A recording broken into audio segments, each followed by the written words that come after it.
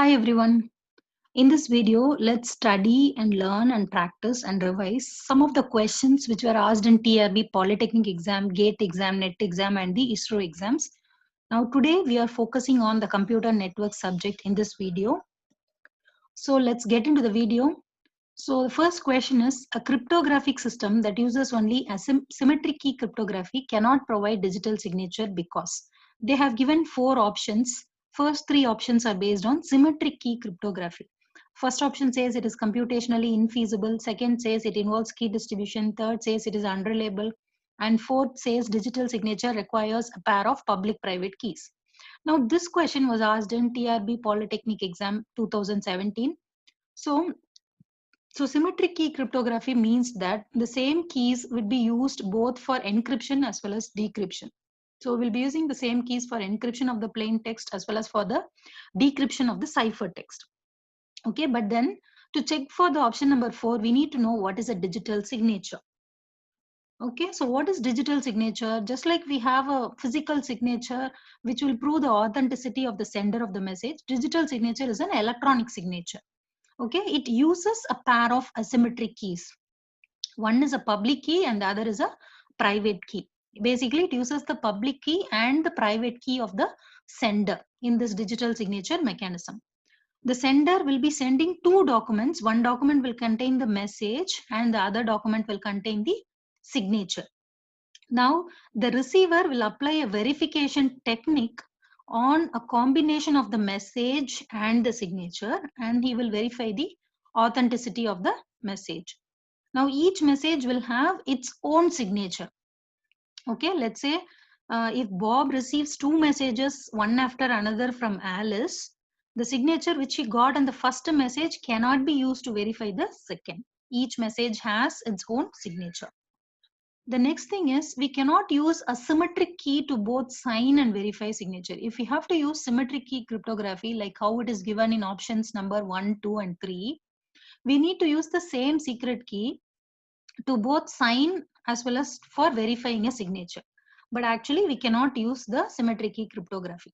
The reason is, if one symmetric key is known only between two entities. Okay, in case if you have two people, Alice and Bob, and Alice is using one secret key for sending a message to Bob, Alice needs to sign another document and send it to Ted, means she needs to use another secret key. Okay, and the next thing is, in case if you have Alice and Bob, they are two entities, and Alice signs if you are using symmetric key cryptography, and if Alice signs a message and sends it to Bob, Bob can use the secret key between himself and Alice, and he can sign some other document and he can send it to Ted, and he can pretend that it came from Alice. Okay, so due to all these reasons, a digital signature needs a public key system. Okay, it cannot be done with symmetric key cryptography. So basically, what happens is, in a digital signature, when the sender signs the document, signing a document is done by encrypting the document with the private key of the sender.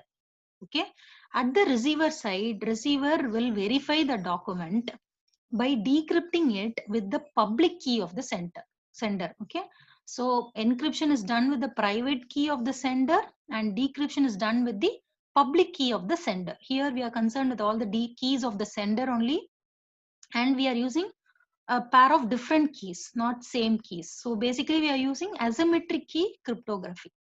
So in a crypto system, we use the private and the public keys of the receiver, but in a digital signature, we use the private and the public key of the sender. Some features about this digital signature is, it provides message integrity, message authentication, and non-repudiation, but it does not provide for confidential communication. So from all these details, you can understand that, coming back to our question, if you have a crypto system which uses only symmetric key cryptography, then you cannot use it to provide digital signature, because the answer is option D. Digital signature requires a pair of public private keys. Okay, so you cannot use symmetric key cryptography for digital signatures. So for a cryptographic system which uses only symmetric key cryptography, that cannot be used to provide digital signatures. Now let's move on to the next question. The next question is again a question asked in TRB Polytechnic exam 2017, but you can find these type of questions commonly in GATE exam, NET exam and ISRO exams also. As well as you can find these type of questions in IT officer exam conducted by IBPS, etc. So the question is, in IPv4, using the classful addressing scheme, the whole address space is divided into how many classes? They have asked in classful addressing scheme, how many classes are there? Now to answer this question, you need to know what is IPv4, what is classful addressing. Then only you can say how many classes are there in classful addressing. So let's learn about that. Now, first of all, what is the meaning of IPv4 address? It's nothing but a 32-bit address, which is used to uniquely define the connection of a particular device to the internet. Okay, the device can be anything. You can connect a computer to the internet, a router may be connected to the internet. So it's a 32-bit address which uniquely identifies the connection of that particular device. And these IPv4 addresses are all unique. That means that it defines one and only one connection to the internet. That means two devices cannot have the same IPv4 address on the internet. And another thing is, you also have something called as a mask. Okay, so a better way to define, let's say you want to define a block of addresses. One way to define a block of addresses is you select any one address in the block and the mask. Okay, you can define it by using an address and the mask. This is a way to define a block of addresses. So what is this mask? Mask is basically a 32-bit number in which the n leftmost bits are 1 and the remaining bits are zeros. Okay, n leftmost bits are ones and the remaining bits, which is 32 minus n. Totally it's a 32-bit number, right? Mask is a 32-bit number which is used to uniquely define a block of addresses. So the n leftmost bits will be 1 and the remaining bits, 32 minus n bits, will be zeros. Now, IP address is a 32-bit binary address. Okay, in this 32-bit binary address, it is divided into 4 parts of 8 bits each. And each of those 8 bits is called as a octet.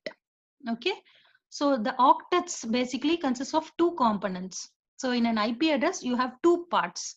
One is used to define the network ID and the other is used to define the host ID. Network ID is used to uniquely identify the network and host ID is used to uniquely identify the host. Okay, it's an identifier used to uniquely identify the host. And there are basically 2 types of systems in which the IP addresses are classified, and they are nothing but classful addressing and classless addressing. So in classful addressing, IP addresses are classified into 5 types, namely class A, class B, class C, class D, and class E. Okay, now how to find out? Let's say one IP address is given in the examination. How to find out? They may ask a question like, given this IP address, tell which class this particular IP address belongs to. Now for this, you have to convert that IP address into binary notation. After converting this IP address into binary notation, by identifying, by just checking the first few bits in the IP address in the binary notation, you can easily tell whether it belongs to class A or B or C or D or E. Okay, now let's examine about each of these classes in detail. Now that is also another probable question. Okay, commonly asked question about what is the starting address, what is the last address of this particular in this particular class, or what is the, so many such, given a subnet mask to which IP address it belongs to, all such questions. Okay, so here take first classes, class A. So in class A,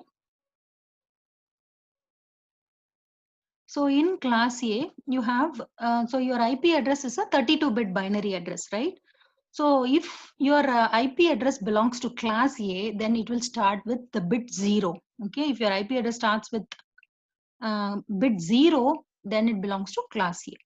In class A, the first 8 bits are reserved for network ID and the remaining 24 bits are reserved for host ID. Okay, 8 bits are reserved for network ID and 24 bits are reserved for host ID. Okay, then how many total number of IP addresses are there? This is also another commonly asked question. How many IP addresses are there in class A? So total number of IP addresses available in class A is 1 bit is gone, right? So here 8 bits are reserved for network ID. Out of that, the one bit is always bit 0 in class A. So if 1 bit is gone, remaining you have 7 bits. Okay, so remaining you have 7 bits. So total number of networks which is available in class A is 2 power 7 minus 2. Why we are subtracting 2 from the number of available networks is 2 networks are reserved and unused. That's why we are subtracting 2. So 2 power 7 minus 2 will be getting 2 power 7 is 128. 128 minus 2 will be 126. 126 networks are available in class A. Similarly, how many IP addresses are possible or available in class A is the remaining 24 bits are reserved for the host ID, right? So out of the 24 bits, here you have 24 bits reserved for the host ID. So remaining you have 2 power 24 minus 2. Okay, so you have 24 bits available. So number of possible host addresses which is possible is 2 power 24. Why I am again subtracting minus 2 here is usually the first host address will be a loopback address is reserved for loopback network address, and the last address is reserved for broadcast address. Okay, since these two host addresses are first and last host addresses are usually reserved, and that's why we cannot use it for any other host, and that's why we are subtracting that two addresses. So remaining host addresses which is available is 2 power 24 minus 2. So that is about class A. The next is class B. In class B, 16 bits are reserved for network ID and remaining next to 16 bits are reserved for host ID. Okay, so out of that, how to identify whether a particular IP address belongs to class B? Now this will be starting with the bit 10. If it starts with the bit 0, then it is a class A address. If it starts with the bit 10, then it is a class B address. Okay, so you have 16 bits reserved for network ID. Out of the 2 bits are gone for the class. So remaining is you have 14 bits, right? So number of networks which is possible is 2 power 14, which is 16,384. Similarly, you have 16 bits available for host ID. Out of the 16 bits, already I told you two addresses are already reserved for the loopback address and for the broadcast address. So number of host addresses available in class B is 2 power 16 minus 2. You'll be getting 65,534. Similarly, another question which is asked is range of the first octet. Now in class B address, always it will start with 10 and followed by the starting address can be anything. Starting address has to be something which is filled with all zeros. So when you do that, your minimum value of first octet will be 128. Similarly, maximum value of the first octet is, it always starts with 10. Maximum values, it can be an octet filled with all ones. So when you fill it with all ones for the remaining 6 bits, you'll be getting 191. So the minimum value for class B is 128 and the maximum value is 191. Okay. The next is class C IP address. So in class C IP address, you will be getting your 32-bit binary address which starts with the bits 110. Okay, if your IP address starts with the bit 110, I repeat 0. If it starts with 0, it is a class A address. If it starts with 10, it is a class B address. If it starts with 110,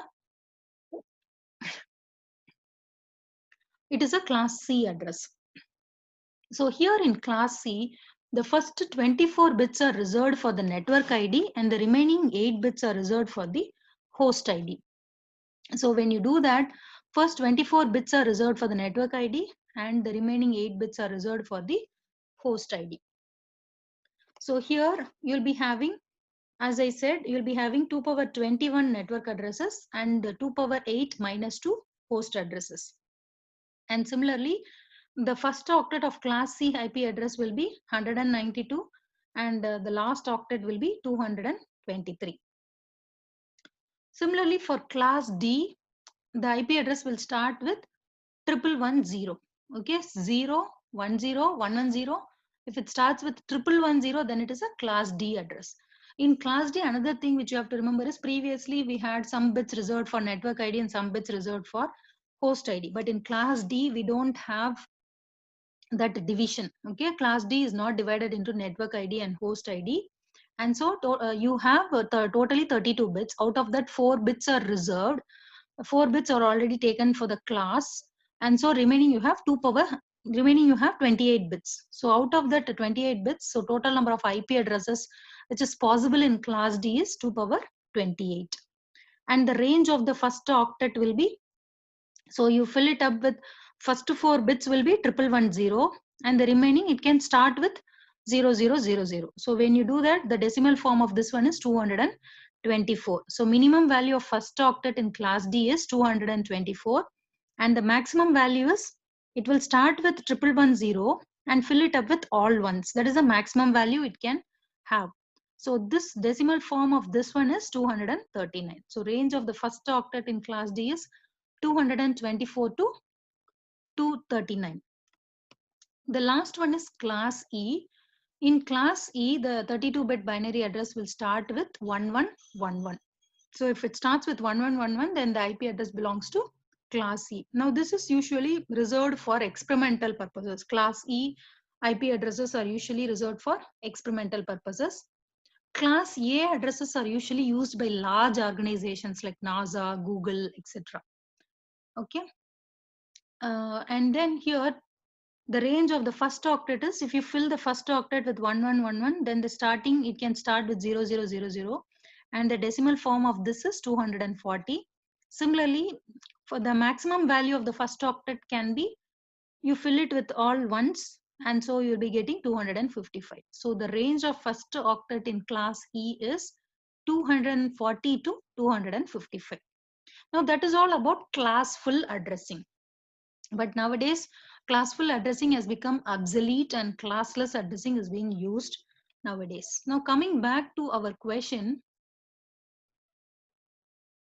in IPv4, using classful addressing scheme, the whole address space is divided into how many classes? The answer is 5, option D. Now let's go to our next question. If an IP address starts with a bit sequence of 11110, it is a class dash address. Again, this is asked for in the TRB Polytechnic exam 2017. Just now I told you, if it starts with 0, it is a class A address. If it starts with 10, it is class B. 110 is class C. 1110 is class D. And 1111 is class E address. So here the right answer is option D. The next question, which is asked in UGC NET exam 2019 is, which of the following class of IP address has the last IP addresses 223.255.255.255? Now here they are asking about the last IP address. Just now just see the first octet here. Okay, just now I have been telling you about the range of the first octet, right? So in all the classes, so they're asking which class this belongs to. Okay, and just now I told you that in class C, the range is 192 to 223. In class A, the range is 1 to 126. 1 to 126 is being available for the first octet, even though 0 to 127 is available for class A. Okay, so 192 to 223 is the range of the first octet in class C address. So the right answer for this is class C. The next question is asked in GATE CS 2008 examination. So here, if a class B network on the internet has a subnet mask of 255.255.248.0, what is the maximum number of hosts per subnet? Now to answer this question, you need to understand, just now we saw what is an IP address, what is classful addressing, what are the different type of classes, etc. Now here we have new terms like subnet and subnet mask. Already I told you what is a mask. And so here we have to know what is the meaning of subnet and subnet mask. Now, subnetting is nothing but if you have a large network, then for the purpose of security and for easier organization and management, a large network may be broken down into smaller networks by adding ones to the subnet mask. Okay.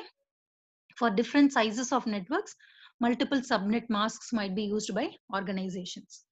Okay, so here, what is a subnet mask? It is basically a 32-bit number in which the n leftmost bits are ones and the remaining bits are zeros. And one way to define a block of addresses is you can define it like x dot y dot z dot tln, where x dot y dot z dot t can be one of the addresses, and ln defines the subnet mask. This is one way of addressing in IPv4 addressing. Okay. Now coming back to our question, they have told that the network is class B, and they have also given a subnet mask. If given a subnet mask like this, how will I identify what is the maximum number of hosts for this subnet? Okay, for this, how we have to approach these type of problems is first convert the subnet mask into binary notation and then apply the host formula. Now let's see what is the meaning of the host formula. Now host formula will tell you how many hosts are allowed on a particular network which has a particular subnet mask. And the host formula is given by 2 power h minus 2. Now what is this h? I told you subnet mask will contain certain number of ones on the left and certain number of zeros on the right. So the zeros are left for the host IDs. Okay, so number of zeros is defined by h. H represents the number of zeros in the subnet mask. And maximum number of hosts allowable in the subnet is 2 power h minus 2, where h is the number of zeros in the subnet mask.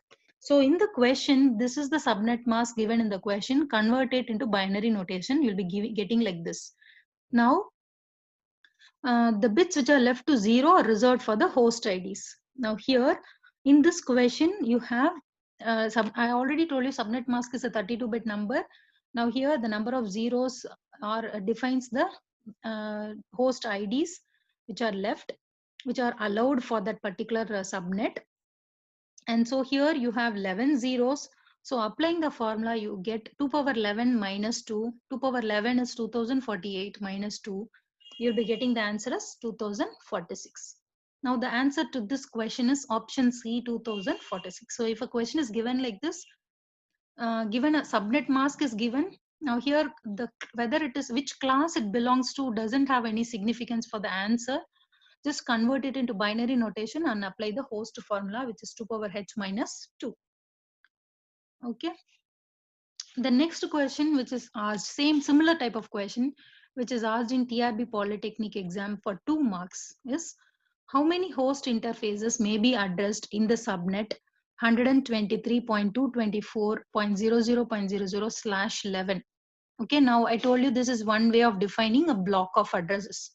Okay, so 123.224.0.0 is an address and 11 is your subnet mask.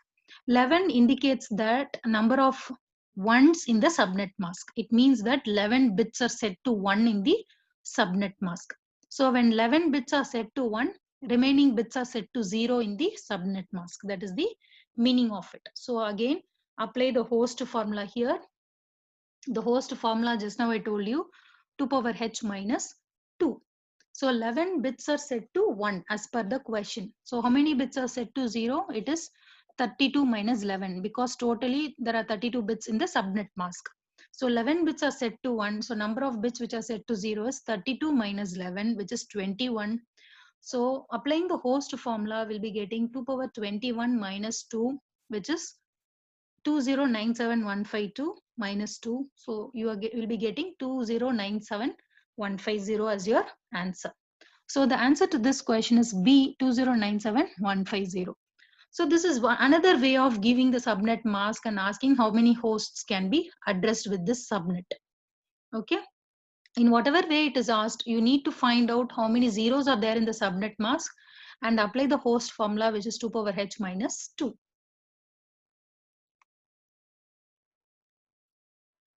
Okay, so that's all for this video. The continuation of this video with some more computer network questions, which is asked in TRB Polytechnic exam, as well as in GATE and NET, will be discussed in my future videos. If you found this video useful, do give a like to this video. Comment your suggestions and views on how it can go further, how these type of videos can be proceeded further, and do subscribe to the channel for more such videos. Till I meet you in the next video, take care. Bye bye.